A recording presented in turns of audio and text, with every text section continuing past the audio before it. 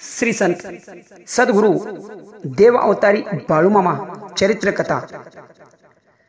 मरी आईच्या भयंकर अशा जीव घेण्या संकटाला मामांनी हकलवून लावले।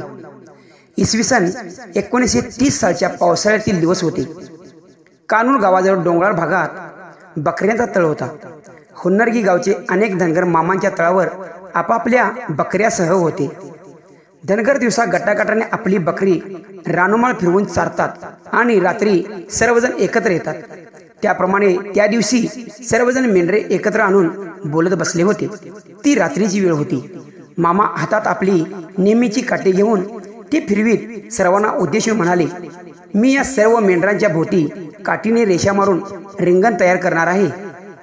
तुम्ही सर्व माणसांनी व जनावरांनी या रिंगणाबाहेर अजिबात जायचं नाही।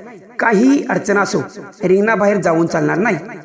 शौच विधी सुद्धा जमिनीत खड्डा खणून रिंगणाच्या आतच करावी, पण कोणीही रिंगणाबाहेर परवानगीशिवाय जाऊ नका।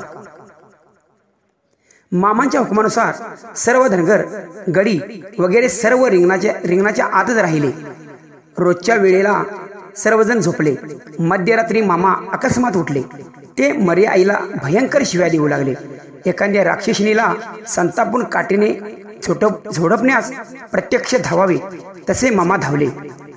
मामा रागात म्हणत होते, आम्ही सर्व मेलो तर आमची मेंढर तुझा कोणी सोयरा राखणार आहे काय?